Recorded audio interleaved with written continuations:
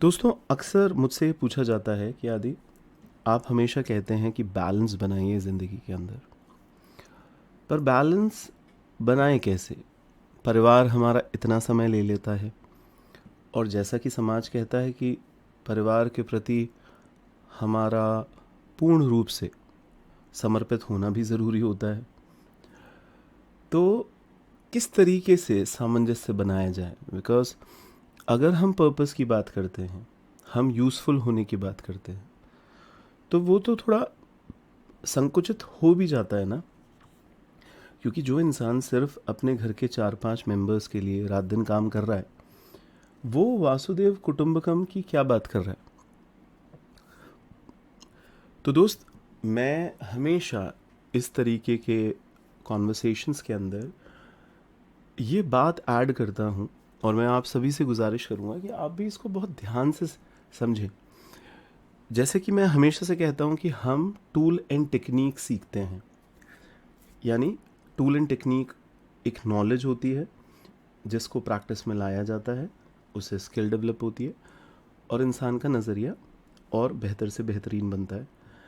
इंसान अपना सर्वश्रेष्ठ जो है, यानी बेस्ट वर्जन जो उसका है, वो उसको जीने लगता है, उस रास्ते पे आगे बढ़ता है।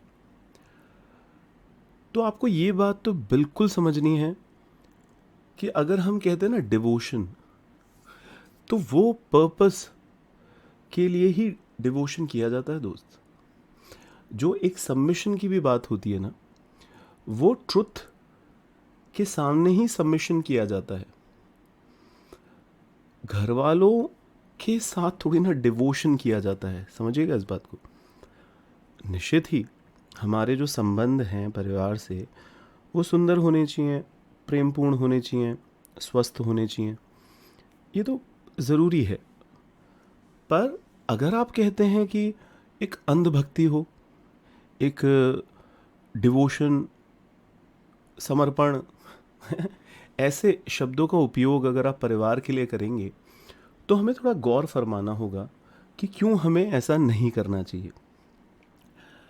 क्योंकि दायित्व होते हैं परिवार के अंदर, कर्तव्य भी होते हैं, और जो जिम्मेदार इंसान है वो उसका निर्वाह भी करता है। लेकिन वो सर तो झुकाता है किसके सामने?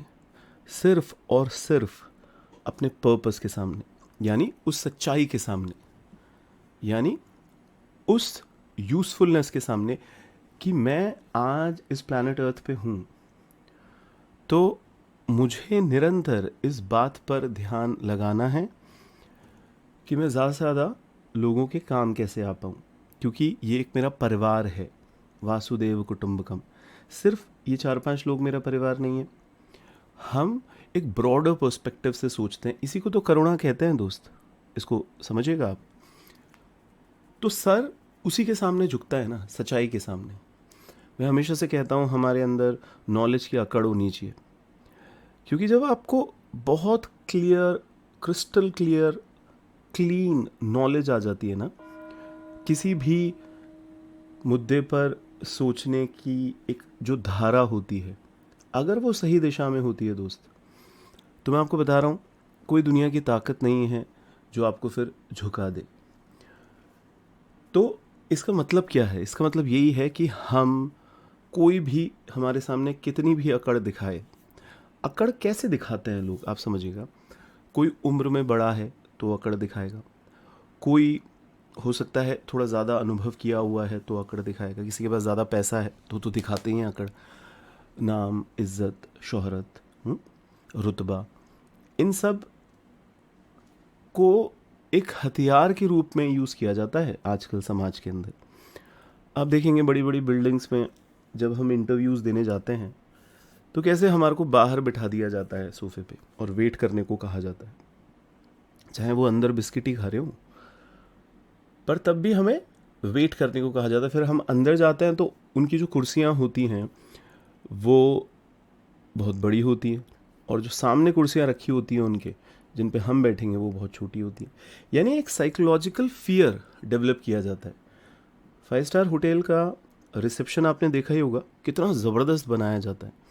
यानी इंसान वहाँ आके खुद को सबमिट कर दे कि भाई ये तो ऊंची चीज़ है, पर सिर्फ और सिर्फ कुछ अच्छा रंग रोगन कर देने से, इंटीरियर डिज़ाइनिंग कर देने से, या फिर सो कॉल्ड एक पोजीशन पे बैठ जाने से क्या सही मायने में एक लीडर होता है? हम जब लेवल्स ऑफ लीडरशिप पढ़ते हैं तो लीडरशिप ऑफ पोजीशन तो सबसे निचले दर्जे की लीडरशिप मानी जाती है दोस्त। उसको आप ज़रूर पढ़िएगा, जॉन सी मैक्सवेल की किताब है। तो हम कह रहे हैं आपको कि हमारा सर झुकेगा तो सच्चाई के सामने झुकेगा, हमारे पर्पस के सामने झुकेगा। हमारा अगर टोटल डिवोशन सबमिशन होगा तो उसके लिए होगा दोस्त। हमको ये समझना बहुत ज़रूरी है कि चाहे हमारी माँ हो, पिता हो, दादा हो, चाचा हो, ताऊ हो, जो भी हो, बड़े बुजुर्ग हों, वो उनको सम्मान देना है हमारे को, पर वो श्रद्धेय नहीं होते दोस्त। श्रद्धा तो बस उस म्यूज़िक जो हमारे अंदर बजता है ना, जिसको हम क्रिएटिविटी से एक्सप्रेस करते हैं, हम किसी के काम आते हैं, कोई ऐसा प्रोडक्ट बना के जो पिछला प्रोडक्ट था उससे बेहतर सर्विस देना, बेहतर प्रोडक्ट देना, जिससे हम ज़्यादा से ज़्यादा लोगों की ज़िंदगियों में कोई सकारात्मक बदलाव ला पाए। ये जो भाव होता है ना, इस पे श्रद्धा होनी चाहिए ना दोस्त। क्योंकि वास्तव में आपको ये समझना होगा डिवोशन और अंध डिवोशन में अंतर क्या होता है। क्योंकि अगर आप सत्य की ओर खिंच रहे हैं, आप सही मायने में सिर्फ और सिर्फ उस पर्पस के आगे झुकते हैं, यानी अपना सर्वस्व जो डिवोट कर देते हैं वो उन्हीं चीज़ों को करते हैं, ना कि कोई आपको थोड़ा सा पैसा फेंकेगा और आपको बोलेगा नाचो। हाँ, यही तो हो रहा है दोस्त। बात यही थोड़ी ना होती है कि नाचने के लिए कोई हमारे को बार ही चाहिए होता है जहाँ पे एक बार गर्ल एक पर्टिकुलर तरीके से नाचेगी। अगर कोई इंसान हमारे को पैसों से ख़रीद रहा है और वो हमारे से ऐसे काम करवा रहा है जो सच में हमारी क्रिएटिविटी नहीं है, जिससे सच में किसी को फ़ायदा नहीं हो रहा है। क्योंकि कई बार मैं सोचता हूँ कि अगर कोई मल्टीनेशनल कंपनी में काम भी कर रहा होगा इंसान, तो आप सोचिए ना, वो मल्टीनेशनल कंपनी का ओनर कौन है, यानी वो ट्रस्टीज़ कौन होंगे, जो स्टेक होल्डर्स होते हैं, शेयर होल्डर्स। तो वो हो सकता है कोई लंदन में बैठा हुआ कोई रईस ज़्यादा हो, जो शायद अपनी एक मोटी सी बीवी के साथ वापस से, है ना, शादी के बाद भी हनीमून मनाते रहते हैं ना ये लोग, तो हनीमून मनाने जाना चाहता है और एक आइलैंड को ख़रीदना चाहता है, फिर वहाँ मनाएगा। तो भाई साहब को 1 करोड़ रुपया चाहिए। अब हम यहाँ भारत में, मुंबई में एक कंपनी में काम कर रहे हैं, रात दिन हम काम कर रहे हैं और चंद कौड़ी हमें दे दी जाती है, और जो उसका मेजर प्रॉफिट होता है वो किसके पास जाता है? उस रईसजादे के पास। फिर वो हनीमून मनाता है। तो हमारे को ये समझना होएगा कि हम सही मायने में यूज़फुल बन रहे हैं या फिर बस दिखावटी यूज़फुल बन रहे हैं। क्योंकि ये अगर क्लैरिटी नहीं होती ना दोस्त, तो फंस जाता है इंसान।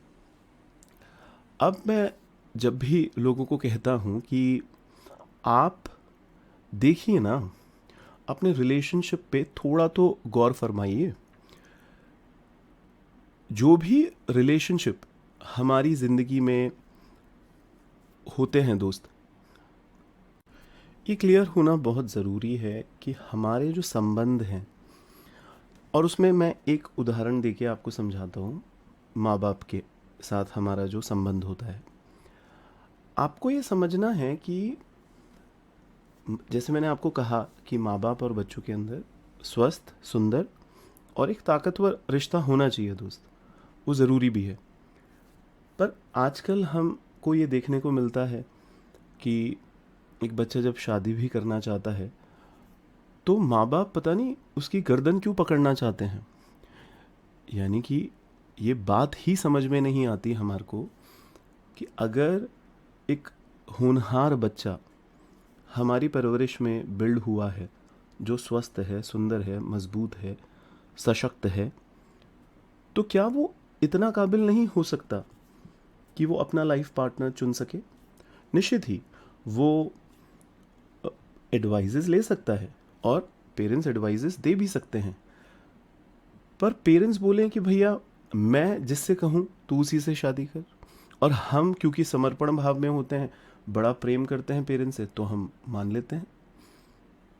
तो ये हमारे को समझना है, क्योंकि जब हम पर्पस की बात करते हैं दोस्त, वो तो एक कुआं है। कुआं समझते हैं आप? जब इंसान प्यासा होता है तो कुएं से जल निकालता है ना। पर ये जो रिश्ते नाते हैं, अगर आप थोड़ा भी इस पे गौर फरमाएंगे, और इस पे हम लोग डिबेट भी कर सकते हैं, कि ये रिश्ते नाते एक गड्ढे की तरह होते हैं। देखिए, ये जो प्रकृति है, इसके अंदर इस तरीके से सेटिंग्स बिठाई गई हैं जिसमें एक बच्चा और मानव का बच्चा क्योंकि बहुत साल जीता है, तो उसके शुरुआती जो साल होते हैं वो निर्भर होता है अपने पेरेंट्स पे।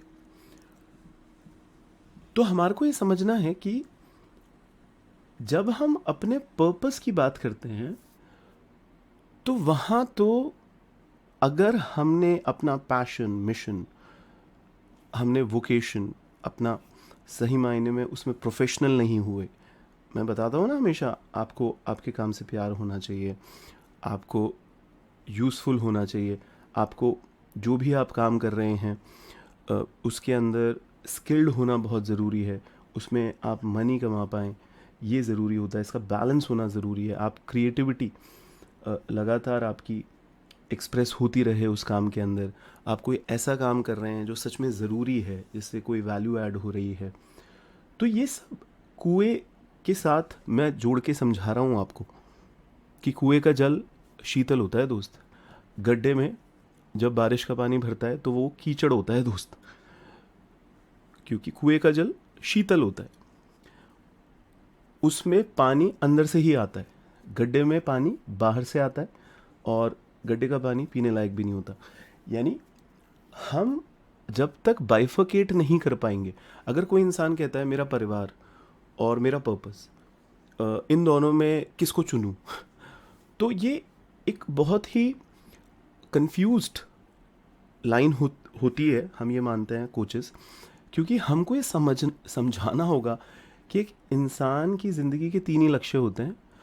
वो खुद को जाने, खुद को पहचाने, यानी वो खुद का टैलेंट समझे, स्ट्रेंथ समझे, और फिर उस टैलेंट और स्ट्रेंथ को यूज़ करके वो ज़्यादा से ज़्यादा लोगों की ज़िंदगियों में कोई वैल्यू ऐड कर पाए, यूज़फुल बन पाए, और दिन प्रतिदिन, क्षण प्रति क्षण शांत हो पाए। ये 3 गोल होते हैं।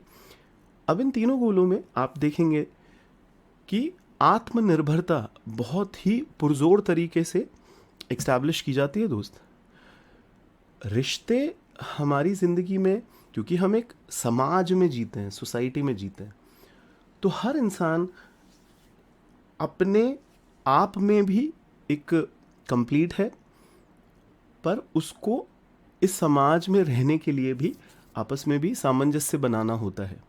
पर अगर वो कहे कि मैं तो इनकम्प्लीट हूँ और पर्पस से, तो क्या होगा सर, परिवार ही है जो कंप्लीट करता है। तो थोड़ा आप गौर फरमाइए ना इसमें कि सच में ऐसा है आपकी ज़िंदगी में। क्योंकि हम जब तक गहनता से इस पर विचार नहीं करेंगे, तब तक हम कंफ्यूज स्टेट में रहेंगे। कोई कुछ बोल देगा तो हम वो मान लेंगे, कोई कुछ बोल देगा तो हम वो मान लेंगे। अब देखिए ना, माँ बाप और बच्चे, ये ओवरऑल सेटिंग समझने की कोशिश करिए। हम जानते ही हैं आजकल तो लड़कियों की भी जो प्यूबर्टी है वो कितनी जल्दी आ जाती है, 13 साल से 15 साल के बीच में। लड़का भी भैया 16-17 साल में गबरू जवान हो जाता है, यानी वो बच्चा पैदा कर सकता है, समझिएगा। अब अगर कोई मेरे पास आके ये कहता है कि सर माँ बाप तो देवी देवता होते हैं, तो हमको ये समझना होगा दोस्त कि सच में देवी देवता होते हैं क्या। यानी कि एक तो आपको इज्जत करनी है, मान करना है उनका, और एक टोटल श्रद्धा में डिवोटेड ही हो जाना है। दोनों में बहुत डिफरेंस है दोस्त। देवी देवताओं के सामने मैं एक मेटाफॉर यूज़ कर रहा हूँ कि हम उनके सामने सबमिट हो जाते हैं टोटली, आप जैसा कहोगे। तो हमारे को ये समझना बहुत ज़रूरी है कि ज़्यादातर अरेंज मैरिजेस होती हैं, दो गुड्डे गुड़ियों की तरह चिपका दिया जाता है। बहुत कम उम्र में शादियां हो जाती हैं कईयों के यहाँ। तो जैसे लड़का अगर 23-24 साल का है, लड़की अगर 22-23 साल की है, तो क्या होगा फिर? सुहागरात मनाएंगे। ये तो निश्चित है ना। अब सुहागरात क्या होती है आप समझिएगा। देवी जी जो आप कह रहे हैं वो थोड़ी बहकी हुई होती है और देवता जी थोड़े ठरके हुए होते हैं। तो फिर क्या होगा इससे? इससे जो अंजाम होगा, जो भूल होगी, उसको बच्चा कहते हैं दोस्त, समझिएगा। मैक्सिमम बच्चे पेरेंट्स चाहते नहीं है और एकदम से उनको पता चलता है कि भैया वाइफ प्रेग्नेंट है, समझिए, और वो भी तीसरे चौथे महीने के अंदर। आप आंकड़े पढ़ लीजिएगा, आपको पता चलेंगे। तो दुनिया के अगर 95% बच्चे परमात्मा से की गई प्रार्थनाओं का नतीजा नहीं है दोस्त, वो उस हवश के एक क्षण की पैदाइश है। 20 में से कितने? 19 लोग, इमेजिन करिए। तो जब देवी जी जाकर देवता जी को बताती हैं कि सुनो जी 2 महीने बीत गए, कुछ हुआ नहीं है, तो देवता जी भी बिल्कुल हक्के बक्के रह जाते हैं। पर सामाजिक मान्यताओं का भी प्रश्न होता है, तो बस बच्चा आता है फिर जिंदगी के अंदर। उसमें भी आप देखोगे तो इतने घिनौने हैं। नॉर्थ इंडिया में तो हम ज़्यादातर देखते ही हैं कि लड़के की चाह ज़्यादा होती है इन घटिया किस्म के लोगों को। तो फिर क्या करते हैं ये? 5-7 लड़कियों का तो पहले ही गर्भ में वध कर देते हैं दोस्त। अब देखिए हरियाणा में क्या है आज भी दर। अब देखिए दिल्ली के अंदर, राजस्थान में, बिहार में, मध्य प्रदेश के एरियाज़ में, हम तो वो आंकड़े पढ़ते हैं ना, एनजीओ चलाते हैं, तो भयानक हालात है दोस्त आज भी। अगर लड़कियों को गर्भ में ही वध कर देते हैं तो ये लोग देवी देवता होते हैं? सोचिए एक बार के लिए। भयानक अनुपात दिखेगा आपको जब आप पढ़ते हैं कि यार 10 लड़कों पे सिर्फ 7 ही लड़कियां रहीं हरियाणा के अंदर। समझिए, ये 3 का आंकड़ा ऐसे नहीं है कि सिर्फ 3 है सर, इसको 1 बिलियन के फॉर्म में लगा के देखिए आप। चलिए एक एग्जाम्पल लीजिए, आप किसी के भी घर में 4 बच्चे हों, 3 या 4 बच्चे हों, तो ज़्यादातर आप देखोगे, और ये सर्वे कर लो दोस्त, ज़्यादातर आप देखोगे कि आखिरी बच्चा लड़का ही होगा। ये चक्कर क्या है? ये चक्कर यही है दोस्त कि लड़के लड़की दोनों के पैदा होने की संभावनाएं बराबर नहीं होती। ये हालात हैं देवी देवता के, जिनके प्रति हम डिवोशन में आना चाहते हैं। हम ये नहीं कह रहे कि सारे माँ बाप ऐसे होते हैं, पर हम ये पूछने की कोशिश कर रहे हैं आपसे कि जिंदगी में आत्मनिर्भर बनके, निश्चित ही उन्होंने हमें पैदा किया है, हमें 12-13 साल तक इस काबिल बनाया कि अब हम अपनी चॉइसेस ले सकते हैं, अपने डिसीजंस लेते हैं, धीरे धीरे हम स्ट्रांग बनते हैं। तो हम ये समझें कि उसका कर्तव्य, दायित्व हमारे अंदर होना चाहिए, क्योंकि कोई जो जिम्मेदार है वो हर चीज़ में जिम्मेदार है। पर खुद को आत्मनिर्भर बनाना आपकी प्रायोरिटी होनी चाहिए। आपके अंदर की जो क्रिएटिविटी है उसको एक्सप्रेस करना, ये आपकी मैक्सिमम, कहते हैं ना, मैक्सिमम समय आपका अपनी ज़िंदगी में इसमें जाना चाहिए दोस्त। क्योंकि ये होता नहीं है तभी तो दिक्कतें आती हैं।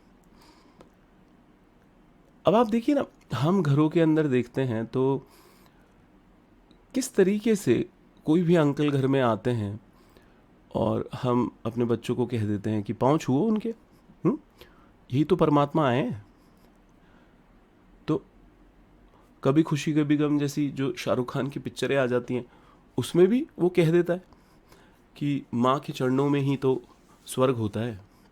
हुँ? कभी खुशी कभी गम।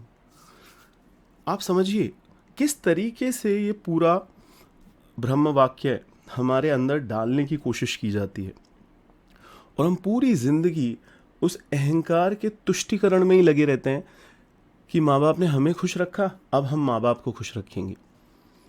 देखिए, माँ बाप का दर्जा बहुत ऊंचा होता है जिंदगी में, निश्चित ही, पर आपकी जिंदगी का जो लक्ष्य है, उद्देश्य है, वो तो जीवन ही होता है दोस्त। धर्महीना ते पशु समाना। जो अपना उद्देश्य ही नहीं समझ रहे वो तो जानवर हैं, जो धर्म ही नहीं समझ रहे। क्योंकि देह जो है, मैं हमेशा से कहता हूँ ना, शरीर, मन और आत्मा। तो शरीर का जो कनेक्शन होता है और थोड़ा बहुत मन का मान लीजिए, वो माँ बाप के साथ होता है हमारा रिश्ता। पर हमारे को ये समझना बहुत ज़रूरी है, बिकॉज हमको ये समझ में नहीं आती बात कि भाई आत्मिक रिश्ता, ये जो वर्ड यूज़ कर लेते हैं हम, इसको थोड़ा सोच समझ के यूज़ किया करें। मैं आपके कॉन्सेप्ट्स क्लियर कर रहा हूँ इसके अंदर।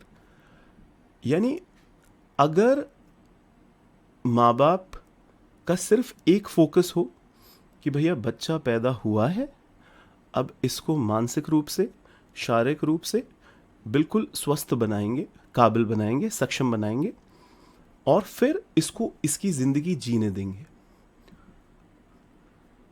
बात ये नहीं है कि फिर इसको तैयार करेंगे जिससे ये हमारे बुढ़ापे में काम आए, या फिर ये हमारे सपने पूरे करे, या फिर हम इसकी सेवा इसलिए कर रहे हैं क्योंकि ये आगे जाके हमारी सेवा करे।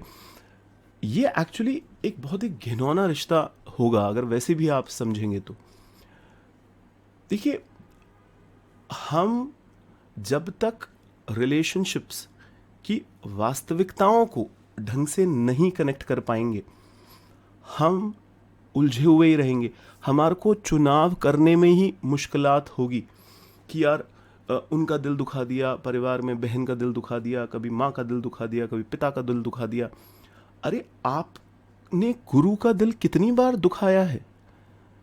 आप इस पर विचार नहीं करते कि बहुत छोटे छोटे असाइनमेंट्स दिए जाते हैं और कई बार वो असाइनमेंट्स तक हमसे नहीं होते जो हमारी ज़िंदगी का उद्देश्य होना चाहिए। नहीं तो आप खुद पूछिए अपने आप से, कितनी बार आपके माँ बाप आपसे नाराज़ हुए हैं, कितनी बार आपने उनको मनाने की कोशिश करी है, कितना कुछ आपने माँ बाप के लिए कर दिया है, कितना उन्होंने आपके लिए कर दिया है। आप एक दूसरे पर निर्भर होते चले जा रहे हैं या आत्मनिर्भर बन रहे हैं? अगर एक रिश्ते की बुनियाद भी हम देखते हैं तो वो तो जनरेटिव होती है ना दोस्त, ये तो कॉन्सेप्ट क्लियर है। तो हमको ये समझना है, माँ बाप ने भी जन्म दिया है, हमारा भी अगर उनसे रिश्ता है, तो हमारे को हमेशा ये कोशिश करनी चाहिए कि अगर हमारे पेरेंट्स को भी कुछ नॉलेज नहीं है तो हम उनको वो नॉलेज दें। क्योंकि अगर ऐसा आप नहीं करेंगे और गलत चुनाव करते रहेंगे पूरे दिन, उन चीज़ों में ज़्यादा समय देंगे जिससे किसी का भी भला नहीं होने वाला, आप किसी भी तरीके से यूज़फुल नहीं होने वाले किसी के लिए, तो फिर बताइए ना, हम कैसे अपनी ज़िंदगी को बदलेंगे, सुंदर बनाएंगे, बेहतर बनाएंगे? क्योंकि ये जो हमारा नॉर्थ इंडिया है, इसमें ज़्यादातर देखने को मिलता है दोस्त, और मैं बात सिर्फ नॉर्थ की नहीं कर रहा, मैं एक इंडियन मेंटालिटी की कर रहा हूँ, कि हमारा मेजर समय उन मुद्दों पे चला जाता है, घरेलू मुद्दे, एक दूसरे का दिल रखने के मुद्दे। अरे जी हमने शादी कर ली क्योंकि पापा कह रहे थे, अरे जी हमने करियर चूज़ कर लिया क्योंकि चाचा कह रहे थे, अरे जी वो अब मम्मी ने ही कह दिया था तो मैं गया ही नहीं इंडिया के बाहर, मैं मम्मी के आंचल में ही बंधा रहा पूरी ज़िंदगी। तो ये सोचिए कितनी घिनौनी बातें हैं जब हम इनको सोचते हैं। तो दोस्त ऐसे कभी मत करिए। हम बार बार कहते हैं, जो जितना आत्मनिर्भर होगा, जो जितना अपने लक्ष्य को सर्वोत्तम रखेगा अपनी ज़िंदगी में, उसका ज़्यादा से ज़्यादा समय उसके अंदर जो म्यूज़िक है उसको स्किल्ड बना के लोगों के साथ शेयर करने में बीतना चाहिए दोस्त। आप देखिएगा आपकी ज़िंदगी बेहतरीन होगी। धन्यवाद।